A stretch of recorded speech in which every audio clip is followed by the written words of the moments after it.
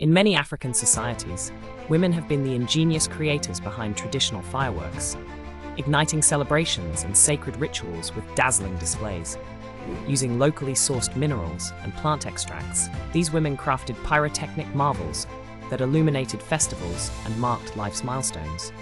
Their deep knowledge of chemistry and artistry blended science with spirituality, as fireworks were believed to ward off evil and honor ancestors. These innovators held a respected place, passing their skills through generations. Please like, share, and subscribe.